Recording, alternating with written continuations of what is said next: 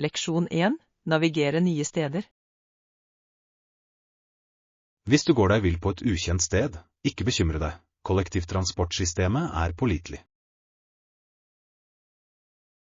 Det er betryggende å høre. Kollektivtransport kan være en livredder i nye byer. Absolutt. Det er ofte den enkleste måten å komme seg rundt på. Har du noen tips for å bruke offentlig transport effektivt? Jeg anbefaler å laste ned en transittapp. Det kan gi sanntidsoppdateringer. Det er en god idé. Jeg er vanligvis avhengig av kart, men apper er så mye mer praktisk. Ja. I tillegg kan de hjelpe deg med å planlegge ruten din på forhånd. Jeg skal definitivt se på det. Å gå seg vill kan være stressende. Sikkert. Men å ha en plan kan lette den angsten. Leksjon 2. Motetrender. Jeg har fulgt motetrender i det siste. Og virkelig? Hva holder du på med i disse dager? Jeg har vært interessert i overdimensjonerte gensere og komfortable stiler for det kjøligere været. Det høres koselig ut. Oversize gensere er perfekte for lagdeling. Nøyaktig. De er stilige, men komfortable, noe som er en vinn-vinn. Har du en favorittfarge eller et mønster på genserne? Jeg elsker jordfarger, som brunt og grønt. De føles varme og innbydende. De fargene er nydelige. De passer godt til mange antrekk. Ja. Hva med deg? Hvilke trender har fanget oppmerksomheten din? Leksjon 3. Musikk og penger. Det er overraskende at Foster ikke fikk penger fra de tidlige sangene sine. Ja, han ser ut til å ha gitt dem direkte til musikkforlagene bare for å få musikken hans ut der. Det er et så generøst trekk. Trodde han på å dele kunsten sin mer enn å tjene på den? Det virker slik. Hans lidenskap for musikk kan ha oppveid det økonomiske aspektet. Jeg lurer på hvordan det påvirket karrieren hans i det lange løp. Det kunne ha vært et tveegget sverd. Han fikk anerkjennelse, men mistet potensiell inntekt. Ekte? Det er interessant hvordan kunstnere noen ganger prioriterer håndverket sitt fremfor økonomisk gevinst. Definitivt. Noen mener at ekte kunst bør være gratis for alle å nyte. Jeg synes kunstnere alltid bør søke kompensasjon for arbeidet sitt. Leksjon 4. Flyvende venner. Jeg så på fugler mens de fløy til hverandre. Det er litt skummelt å se på fordi jeg var redd de kunne kollidere. Det høres intenst ut. Jeg elsker å se på fugler, men jeg kan se hvordan det ville være bekymringsfullt. Nøyaktig. Bevegelsene deres kan være så uberegnelige, men det er fascinerende på samme tid. Det er utrolig hvordan de kommuniserer underveis. Ser du ofte på dem? Det gjør jeg. Jeg synes det er beroligende. Hva med deg? Jeg liker også fugletitting, spesielt i parker.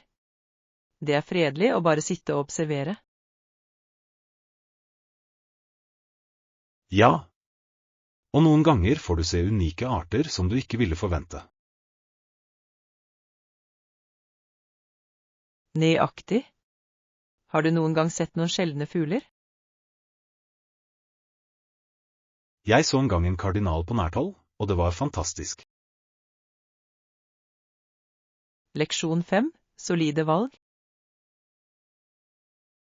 Ja, de er laget av solide materialer. Perfekt for utendørsbruk. Kommer de i forskjellige farger? Jeg elsker å ha alternativer. Absolutt. De har en rekke farger, fra klassisk svart til levende rødt. Det er flott. Jeg foretrekker noe fargerikt for å lyse opp utendørsutstyret mitt. Jeg tror også en lys farge vil være lettere å få øye på, spesielt i naturen. Nøyaktig. Og det gir litt personlighet til varen. Hvilken farge lener du deg mot? Jeg tenker på en knallblå. Det ville se fint ut mot de grønne trærne. Det høres deilig ut. Dessuten er det en farge som skiller seg godt ut. Leksjon 6. Matematikk er viktig. Jeg har ikke noe imot det, men det er noen problemer som må løses. Hva slags problemer snakker du om? Problemene innebærer addisjon og subtraksjon, mest i budsjettering. Og, jeg skjønner. Matematikk kan være vanskelig, spesielt når det kommer til økonomi. Nøyaktig. Jeg tror det er viktig å ha en solid forståelse av disse grunnleggende tingene for å administrere penger. Jeg er enig. Har du noen strategier for å takle disse matematiske problemene? Jeg pleier å bryte dem ned i mindre deler, det gjør dem lettere å forstå. Det er en god tilnærming. Jeg opplever at å bruke visuelle hjelpemidler også kan hjelpe mye. Ja, diagrammer og grafer kan gjøre en stor forskjell i forståelsen. Leksjon 7. Historiske beslutninger. Han sluttet seg til Queen's Own Rifles, en militsenhet. Det er interessant. Hva var hans rolle i den enheten? Han var snart en av soldatene som ble sendt for å undertrykke en jernbaneprotest. Det må ha vært en tøff situasjon. Hvordan følte han det? Jeg tror han følte seg i konflikt, ønsket å tjene, men stilte også spørsmål ved ordrene. Det er alltid utfordrende når plikten kolliderer med personlig tro. Nøyaktig. Det viser hvor kompleks historie kan være. Ja. Hver beslutning kan ha varige konsekvenser for samfunnet. Hva synes du?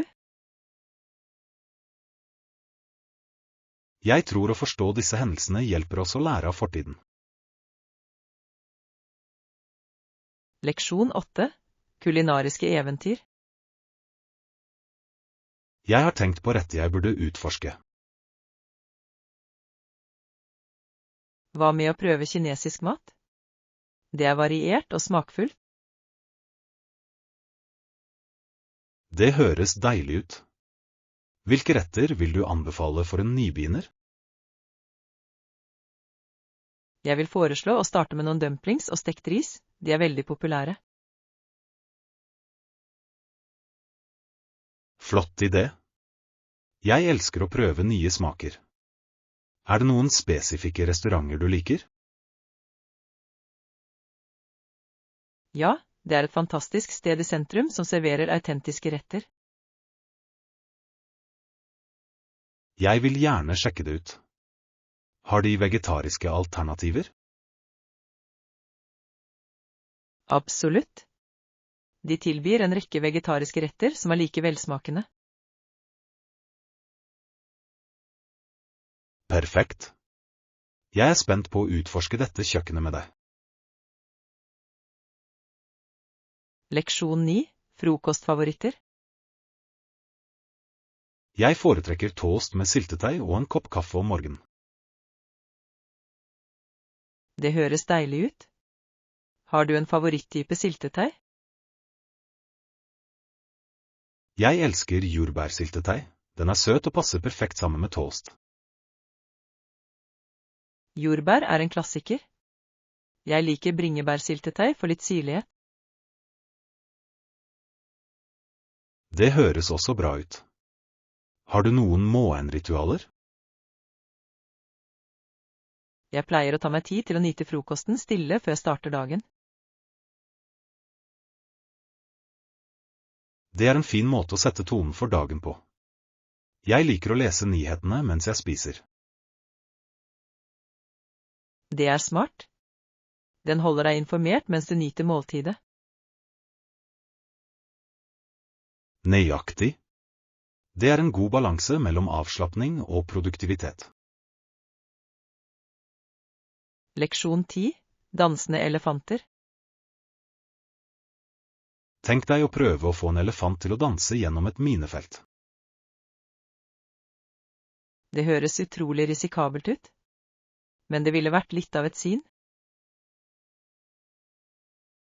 Høyere. Det ville definitivt vært en utfordring for enhver trener. Jeg kan ikke engang forestille meg hvordan de ville nærme seg det triks. Det vil kreve nøye planlegging og mye tålmodighet, det er jeg sikker på. Definitivt. Det er fascinerende hvordan elefanter kan trenes til ulike oppgaver. Ja. De er intelligente skapninger med unik oppførsel. Jeg vil gjerne lære mer om deres treningsmetoder. Jeg også. Det er utrolig hvordan de knytter bånd til trenerne sine. Leksjon 11. Religiøs dynamikk. Protestantisme og andre lokale herskere støttet den romersk-katolske kirke i løpet av den tiden. Det er en interessant dynamikk.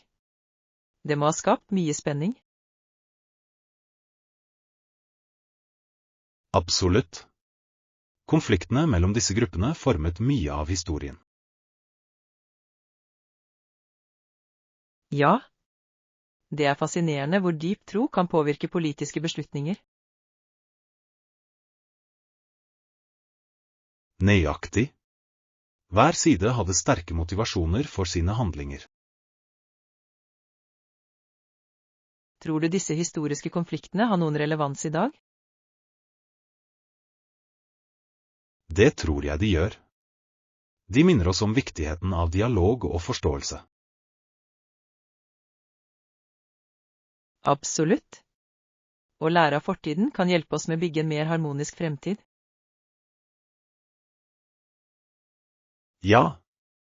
Det er viktig å fremme toleranse og respekt for ulike trosretninger. Leksjon 12. Etikk i næringslivet. Hva har virksomhet og etikk med hverandre å gjøre? De henger tett sammen. Etisk praksis er avgjørende for langsiktig suksess. Nøyaktig. Bedrifter som prioriterer etikk bygger ofte sterkere omdømme. Ja. Forbrukere i dag er mer bevisste på etisk forretningspraksis. Det er flott å se et skifte mot mer ansvarlige forretningsmodeller. Definitivt. Etiske valg kan også føre til bedre medarbeidertilfredshet. Absolutt. Et positivt arbeidsmiljø kommer alle involverte til gode. Det handler om å skape en kultur med integritet og respekt. Jeg håper flere virksomheter vil anerkjenne verdien av etikk i sin virksomhet. Leksjon 13. Samarbeidskraft. Jeg tror samarbeid kan være til stor nytte for begge organisasjonene våre. Absolutt. Å jobbe sammen kan skape mer effektfulle resultater. Ja, å kombinere ressursene våre kan føre til innovative løsninger. Nøyaktig. Hvilke spesifikke områder synes du vi bør fokusere på først? Jeg mener vi bør starte med våre oppsøkende programmer, de utfyller hverandre godt. Det gir mening. Å dele nettverkene våre kan utvide rekkevidden vår betydelig. Høyere. I tillegg kunne vi organisere felles arrangementer for å tiltrekke flere deltakere.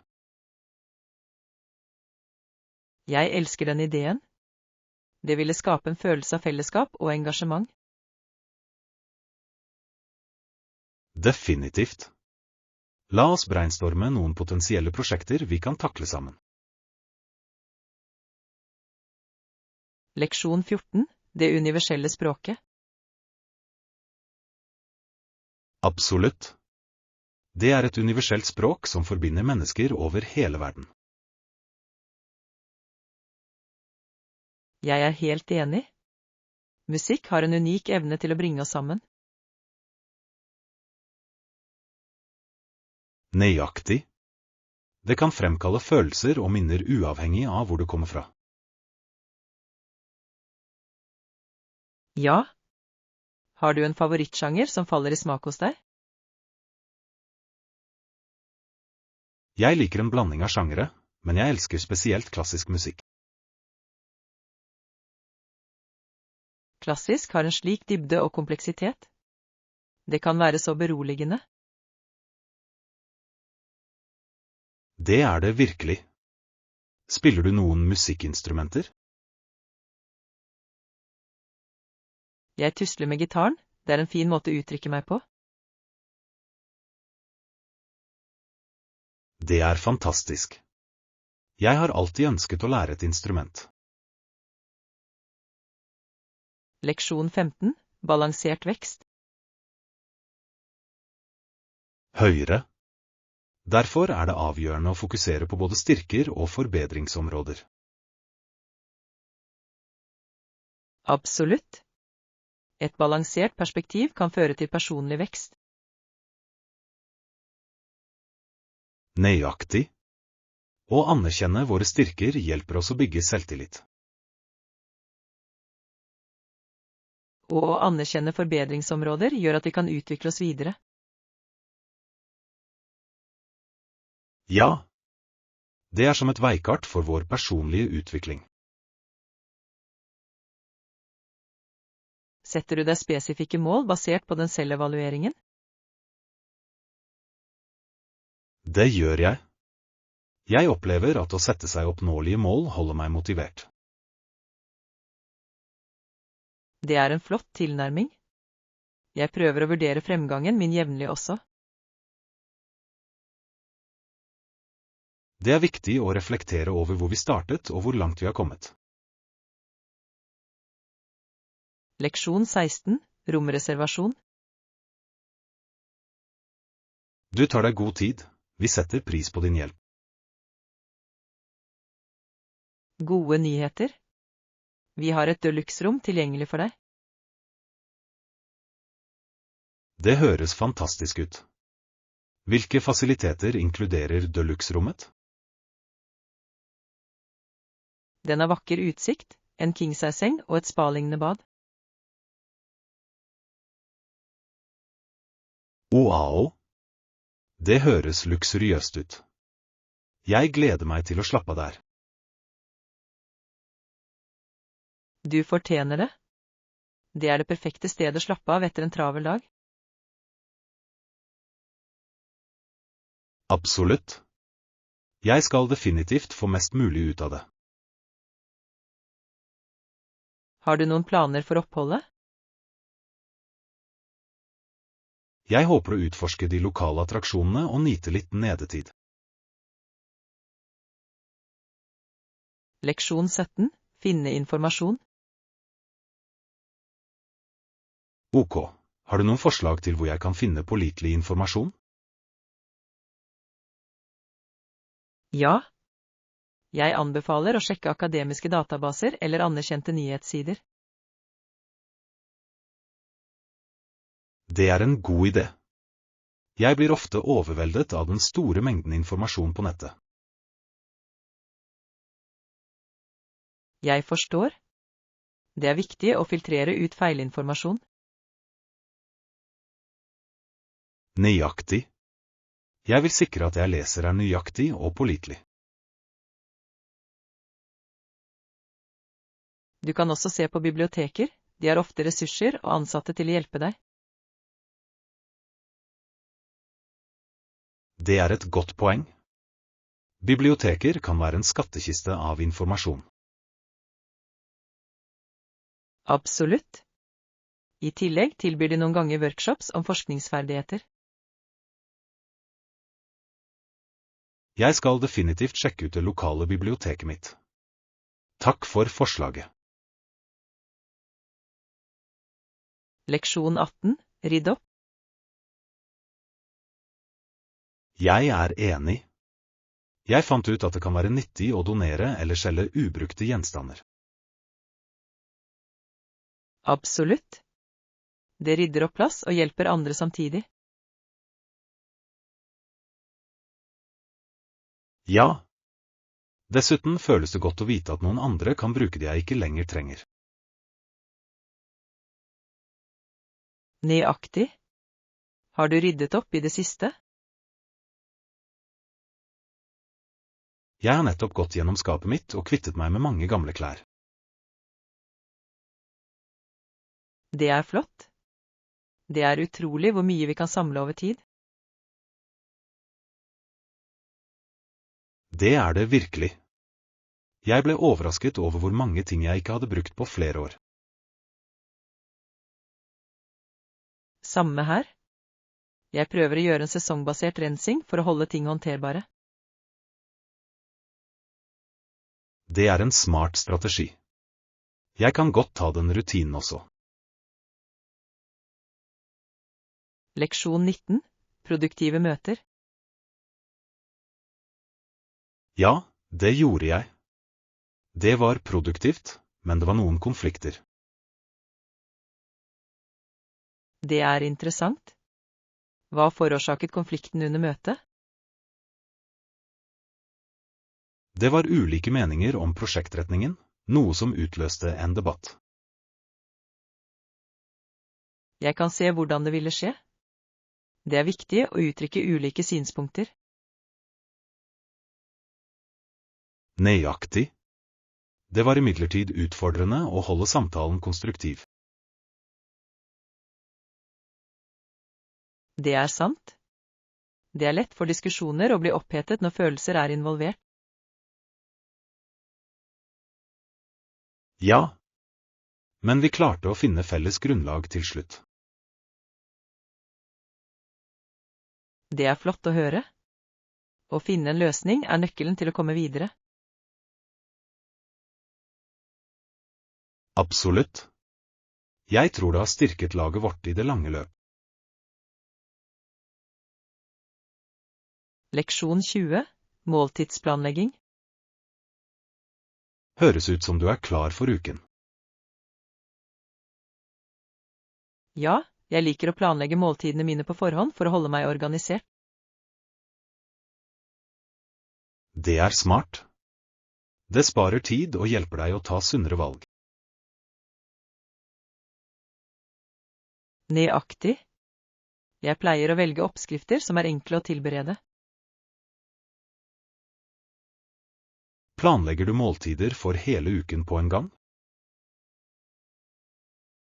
Ja, jeg opplever at det bidrar til å redusere stress i travle dager. Det gir mening. Det må føles tilfredsstillende å ha alt klart til å gå. Det gjør det virkelig. I tillegg kan jeg unngå usunne alternativer i siste liten. Jeg burde begynne å planlegge måltider også. Det høres ut som en gamesjanger. Leksjon 21.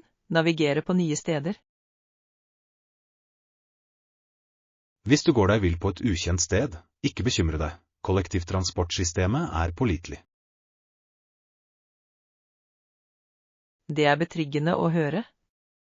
Kollektivtransport kan være en livredder i nye byer. Absolutt. Det er ofte den enkleste måten å komme seg rundt på. Har du noen tips for å bruke offentlig transport effektivt? Jeg anbefaler å laste ned en transittapp. Det kan gi sanntidsoppdateringer. Det er en god idé. Jeg er vanligvis avhengig av kart, men apper er så mye mer praktisk. Ja. I tillegg kan de hjelpe deg med å planlegge ruten din på forhånd.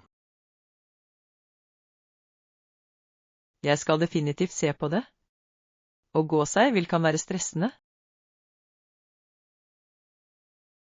Sikkert. Men å ha en plan kan lette den angsten. Leksjon 22. Motetrender. Jeg har fulgt motetrender i det siste. Og virkelig? Hva holder du på med i disse dager? Jeg har vært interessert i overdimensjonerte gensere og komfortable stiler for det kjøligere været. Det høres koselig ut. Oversize gensere er perfekte for lagdeling. Nøyaktig. De er stilige, men komfortable, noe som er en vinn-vinn. Har du en favorittfarge eller et mønster på genserne? Jeg elsker jordfarger, som brunt og grønt. De føles varme og innbydende. De fargene er nydelige. De passer godt til mange antrekk. Ja. Hva med deg? Hvilke trender har fanget oppmerksomheten din? Leksjon 23. Oppladbare kort. Absolutt. Du kan få et oppladbart kort på hvilken som helst stasjon. Det høres praktisk ut. Hvordan fungerer det nøyaktig? Du kjøper bare kortet og kan legge til penger når du trenger det.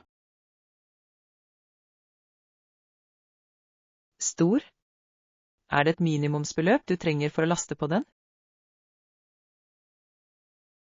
Vanligvis varierer det etter stasjon, men det er generelt ganske rimelig.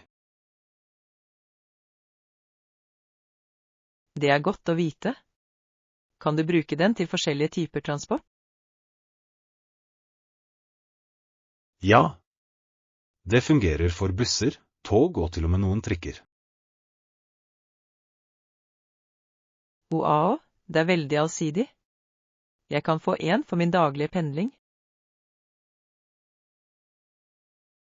Det vil definitivt gjøre reisen enklere for deg. Leksjon 24. Shopping for topper. Stor. La oss starte med å finne noen topper. Hva er størrelsen din? Jeg bruker vanligvis medium, men det kommer an på merket. Det gir mening. Ulike merker kan ha forskjellige størrelser. Nøyaktig. Jeg har lært å prøve ting når det er mulig. Det er en god strategi. Foretrekker du en bestemt stil eller farge? Jeg elsker lyse farger. De lyser virkelig opp garderoben min. Lyse farger er gøy. Jeg tror de virkelig gjenspeiler personlighet. Ja. Hva med deg? Hvilken stil tror du vil se bra ut på meg? Jeg tror en flytende topp i en dristig farge vil passe deg perfekt. Leksjon 25. Deilige måltider. Det høres deilig ut. Hva med tilbehør? Vi kunne lage en enkel agurksalat, det er forfriskende og enkelt å tilberede. Jeg elsker agurksalat. Den passer godt til nesten alle hovedretter. Nøyaktig. I tillegg gir den fin crunch til måltidet. Er det andre tilbehør du liker å lage? Jeg liker også stekte grønnsaker, de får frem slike gode smaker. Stekt grønnsaker er fantastisk. Har du et favorittkrydder til dem? Jeg pleier å gå for olivenolje, hvitløk og et riss med urter. Det høres perfekt ut. Jeg kan nesten smake det allerede. Leksjon 26. Forbrukeratferd. Tempoet på teknologien øker stadig. Hva med forbrukeratferd?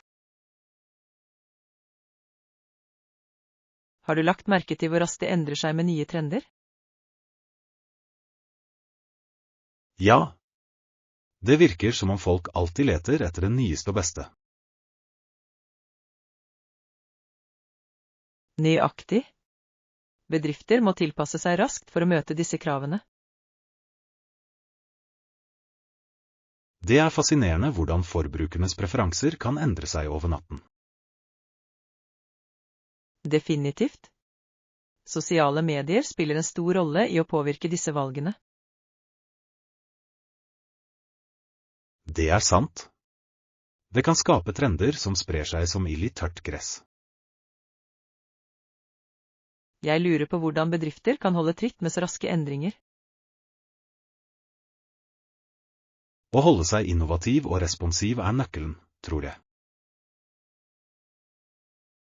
Leksjon 27. Kundeservice. Jeg setter pris på din hjelp og raske svar. Takk. Vi streber etter å yte best mulig service. Det viser virkelig. God kundeservice gjør en slik forskjell. Jeg er enig. Det skaper en positiv opplevelse for alle involverte. Ja. Jeg føler meg mer verdsatt som kunde når jeg får god service. Nøyaktig. Det oppmuntrer til lojalitet og gjenta forretninger. Har du noen tips for å opprettholde gode kunderelasjoner? Regelmessig kommunikasjon og tilbakemelding kan bidra langt i å bygge tillit. Det er et flott poeng. Å lytte til kunder bidrar til å forbedre tjenestene. Leksjon 28. Samarbeidende modifikasjoner. Vi har gjort noen endringer basert på tilbakemeldingen din. Jeg setter pris på forslagene dine. La oss diskutere hvilke endringer som ble gjort. Vi har justert oppsettet for å gjøre det mer brukervennlig. Det høres utmerket ut. En bedre layout kan virkelig forbedre brukervennligheten. Ja. Vi har også oppdatert noen funksjoner for å forbedre ytelsen. Wow, det er et flott initiativ. Jeg er spent på å se resultatene. Jeg tror disse endringene vil ha en betydelig innvirkning. Absolutt. Samarbeid hjelper oss virkelig å oppnå bedre resultater. La oss holde kommunikasjonen åpen mens vi går videre. Leksjon 29. Daglig rutine. Jeg tar bussen til jobb. Når jeg kommer hjem spiser jeg en matbit og skifter klær. Det høres ut som en fin rutine. Hva pleier du å ha til mellommåltid? Jeg tar ofte litt frukt eller en granolabar. det er raskt og sunt. Det er gode valg. Jeg foretrekker også noe lett etter en lang dag. Nøyaktig. Det hjelper meg å lade opp før middagen. Har du en lignende rutine? Ja, jeg liker å slappe av etter jobb med en lett matbit også. Det er deilig å ha den tiden til å slappe av. Hva pleier du å gjøre etter maten? Jeg leser eller ser ofte et program for å slappe av. Hva med deg? Jeg pleier å ta igjen e-poster eller forberede meg til neste dag. Leksjon 30. Markedsføringsideer. Hei der. Jeg har brainstormet noen ideer til en ny markedsføringsstrategi. Det høres spennende ut. Hva har du i tankene? Jeg tenker på å bruke sosiale medier for å nå ut til et bredere publikum. Det er en god idé. Influencers kan virkelig få kontakt med følgerne sine. Nøyaktig. De kan lage autentisk innhold som appellerer til potensielle kunder. Har du identifisert noen spesifikke influensere du ønsker å samarbeide med? Ja, jeg har noen i tankene som er i tråd med merkeverdiene våre. Det er viktig. Det sikrer at partnerskapet føles ekte. Jeg vil gjerne høre dine tanker om å engasjere dem effektivt. Leksjon 31. Kommende planer. Ikke ennå, men jeg planlegger å dra snart. Det høres ut som en god idé. Hvor tenker du å dra? Jeg vurderer en tur til fjells for å gå en tur. Det høres fantastisk ut. Å komme seg utendørs er alltid forfriskende. Ja. Jeg gleder meg til å nyte den friske luften og den vakre naturen. Har du noen spesifikke løyper i tankene? Jeg har hørt om noen flotte som tilbyr fantastisk utsikt. Jeg håper du tar mange bilder. Disse minnene er uvurderlige. Jeg vil definitivt. Jeg deler det med deg når jeg kommer tilbake. Leksjon 32. Historiske konflikter. Det var urimelige krav til landet, og baronene bestemte seg for å gjøre motstand. Det høres ut som et sentralt øyeblikk i historien. Hva skjedde på den tiden? Det var en kamp om makten mellom monarkiet og baronene. Jeg skjønner. Disse konfliktene former ofte fremtiden til en nasjon. Nøyaktig. Baronene kjempet for sine rettigheter og friheter. Det er fascinerende hvordan slike hendelser kan føre til betydelige endringer. Ja. Disse historiske øyeblikkene har ofte varige innvirkninger på samfunnet. Jeg er enig. Å forstå historien hjelper oss å sette pris på vår nåtid. Absolutt. Det er viktig å lære av fortiden for å bygge en bedre fremtid. Leksjon 33. Musikk og penger. Absolutt. Det er vanvittig hvor avhengige vi har blitt av disse små enhetene. Jeg vet. Det er som om vi ikke kan fungere uten å sjekke telefonene våre med noen minutters mellomrom. Nøyaktig. Noen ganger lurer jeg på hvordan vi klarte oss før smarttelefoner. Høyre. Jeg husker at jeg brukte kart og faktisk snakke med folk ansikt til ansikt. Det var dagene. Nå føles alt så digitalt. Ja, men det er også praktisk for å holde kontakten. Synes du det er en god avveining? Det er en blandet pose. Selv om teknologien hjelper oss å koble til, isolerer den oss også noen ganger. Ekte. Det er viktig å finne en balanse mellom skjermtid og interaksjoner i det virkelige liv. Absolutt. Kanskje vi burde sette av litt teknologifri tid i løpet av dagen. Leksjon 34. Nettverksmuligheter. Det er kjempebra. Møtte du noen interessante fagpersoner på konferansen? Ja, jeg fikk faktisk kontakt med noen få industriledere. Det var inspirerende. Det er flott. Nettverk kan åpne så mange dører. Hvem skilte seg mest ut for deg? Det var en kvinne som snakket om innovative tilnærminger til bærekraft. Wow, det høres fascinerende ut. Hva var hovedbudskapet hennes? Hun understreket viktigheten av samarbeid på tvers av bransjer for å oppnå reell endring. Jeg er helt enig. Det er viktig for å takle store utfordringer. Nøyaktig. Jeg synes vi bør følge opp med henne for mulig samarbeid.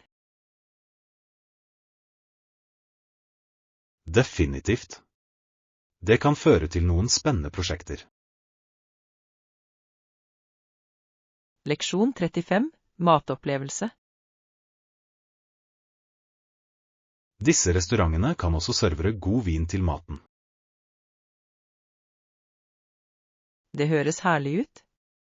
En god vin kan virkelig forbedre et måltid. Absolutt. Det er interessant hvordan vinsammenkobling kan heve matopplevelsen. Ja. Har du en favorittvin du liker til måltidene dine? Jeg pleier å foretrekke rødvin, spesielt med solide retter. Flott valg. Rødvin passer så godt til pasta og rødt kjøtt. Nøyaktig. Hva med deg? Har du en preferanse? Jeg liker hvitvin, spesielt med sjømat. Det er forfriskende. Det er en perfekt match. Vi burde prøve en ny restaurant sammen en gang.